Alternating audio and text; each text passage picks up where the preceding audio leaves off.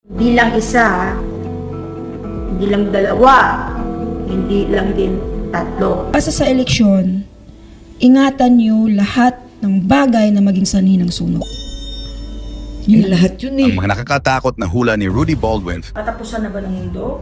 Merong mga himala, merong sakit, maraming milagro. Dagpa niya, magiging kulay apoy ang langit na nagbabadya ng aksidenteng tatatak hindi lamang sa Pilipinas kundi sa buong mundo. Ayon sa hula, 3 aksidente sa Himpapawid ang magaganap. Nagbigay siya ng 7 nakakagimbal na hula na nagbigay ng babala sa mga Pilipino. Ano nga ba ang dapat nating bantayan? Yan ang ating aalamin.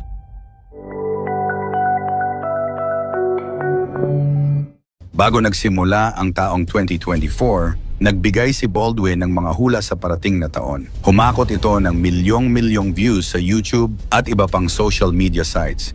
Hindi lang yan, nag-post din ito ng mga hula sa kanyang Facebook posts na sinasabing nagkatotoo nga. Naalala nitong taon na to eh. Sa Mindanao, sa BARM, pagkatapos yung national, pagkatapos yung mga barangay. Sana hindi na matuloy, ang dami eh. Basta ako, ayoko lang mag-comment yan, pero ang ma-advise ko lang sa kanila, sa araw kasi ng halalan, maraming sunog. Sunog? Yes. Sunog na naman. Sunog talaga, as in, Sa May 12. ngayong eleksyon na magulo kasi maraming sunog. So, Ay. yes, kaya bantayan Ano niyo. magsusunugan? Mang balota at balot ba?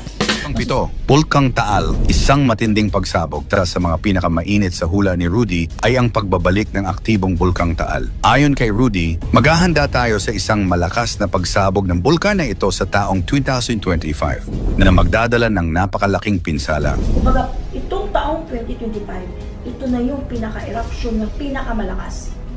Wika ni Rudy, ito raw ang magiging huling matinding buga ng bulkan bago ito muling manahimik. Pero hindi lang ito ang babala ni Rudy dahil sa pagsabog na ito, may lilitaw daw na bagong isla sa gitna ng lawa. Isang isla na nakakamangha dahil ito raw ay magagamit para sa pananampalataya. Dito raw ilalagay ang mga santo bilang pagpaparangal sa Diyos. Maaari nating tingnan ang prediction na ito bilang babala at pagkakataon para maghanda. Sapagkat sa nakaraang mga taon, pinatunayan na ni Rudy na kaya niyang makita ang mga ganitong kaganapan tulad ng pagsilang ng bagong isla sa Japan matapos ang malakas na lindol. Kaya sa 2025, mag-ingat at maghanda sa posibleng panganib na hatid ng Bulkang Taal. 6. Himala at kababalaghan sa langit. Maraming magaganap na kakaiba sa kalangitan sa darating na taon. Ayon kay Rudy, hindi ito mga simpleng ulap at araw lamang. Masisilayan daw natin ang araw na tila halos humahalik na sa lupa, dala ang sobrang init.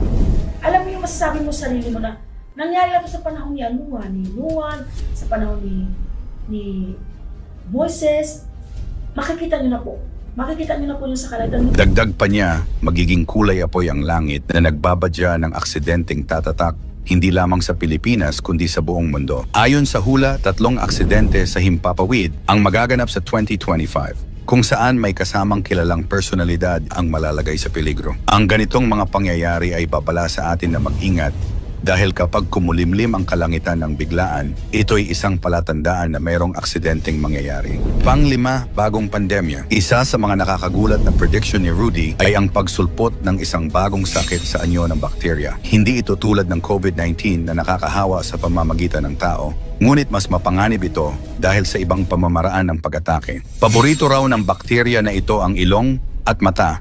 At kapag nakapasok sa katawan, tutubo ang mga butlig na kasing laki ng piso na nagiging kulay itim o berde ang dugo kapag pumutok. Bagaman hindi ito direktang nakakahawa, dapat pa ring mag-ingat, lalo na ang mga taong may sakit sa puso o dugo. Ang positibong balita rito, ayon kay Rudy, ay may gamot para dito, ngunit kailangan ng patuloy na gamutan dahil mabilis kumalat ang bakterya sa katawan. Huwag magpakampante at patuloy na magbantay sapagkat ang kalusugan ay hindi dapat ipinagsasawalang bahala. 4, taon ng pagdadalamhati sa mga tagahanga at personalidad.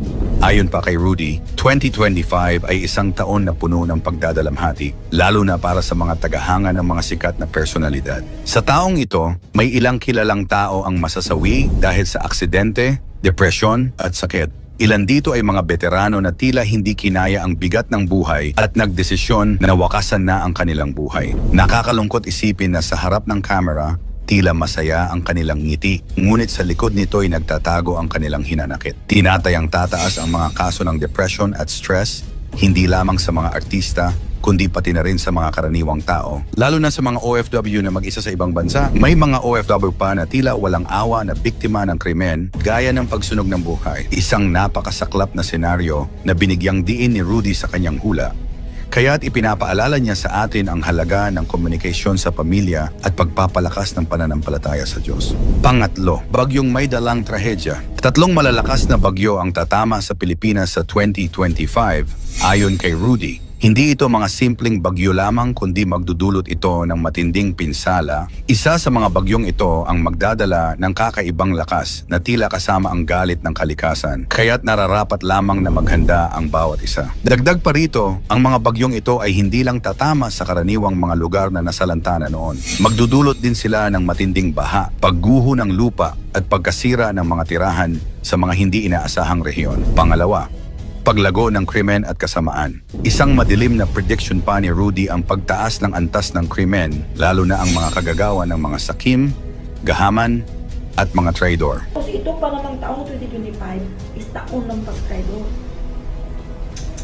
Maraming mapanglinlang at mapang-abuso ang magpapakita ng tunay na kulay sa 2025. Nagbigay pa siya ng payo na huwag basta magpautang sa 2025 dahil hindi babayaran ang utang at mag-ingat sa mga mapanlinlang na tao. Kaya advice ko sa inyo, sa taong 2025, huwag kayo magpautang. Maniwala ka sa vision ko, wala magbabayad. Sa 100%, baka may 2% lang magbabayad. Sa iba't ibang bahagi ng mundo, may kanya-kanyang pagsubok. Apoy ang haharapin ng China, paglubog at pagguho naman sa Indonesia, at walang tigil na mga lindol sa Pilipinas. Tila ipinapaalala sa atin na palaging may banta ang kalikasan sa bawat sulok ng mundo. At panguna, pagtaas ng pananampalataya at pagkakaisa. Sa gitna ng lahat ng mga negatibong prediksyon, nagbigay si Rudy ng isang sinag ng pag-asa. Ang taong 2025 ay taon ng pananampalataya. Maraming tao ang magbabalik loob sa Diyos at mananalangin, maghahanap ng kaligtasan at gabay. Ito rin ang taon kung saan marami ang magbabalik sa simbahan, magbibigay ng panalangin, at muling tatanggapin ang pananampalataya sa Diyos bilang gabay sa kanilang mga buhay. Para kay Rudy, ito ang pinakamahalagang mensahe sa lahat, na sa kabila ng mga pagsubok, hindi tayo dapat mawala ng pag-asa at pananalig. Maraming milagro raw ang magaganap sa kalangitan na magtutulak sa mga tao na magbalik loob at muling magtiwala sa kapangyarihan ng Diyos. Ayon sa kanyang bisyon, ito ang panahon kung kailan ang dasal at pananampalataya ang magiging sandigan ng marami sa harap ng mga darating na hamon. Tila nagbigay ng babala si Rudy Baldwin para sa 2025. Isang taon ng malalaking pagsubok, kalamidad, at mga pangyayaring puno ng trahedya. Subalit sa kabila ng lahat ng ito, nanatili ang mensahe ng pananampalataya at pagpapakumbaba. Sa gitna ng lahat ng bagyo, pagsabog at sakit, ipinapaalala sa atin ni Rudy na manalangin at maghanda. Mangyari man o hindi ang mga hula ng tao sa mundo, katulad ng pangitain umano ni Rudy Baldwin, isa lang ang dapat nating paniwalaan at kilalanin. Ito ang kataas-taasang Diyos. Ano ang iyong palagay sa bagong hula ni Rudy Baldwin? Ikomento mo naman ito sa ibaba. Huwag kalimutang mag-like and share. Maraming salamat at God bless.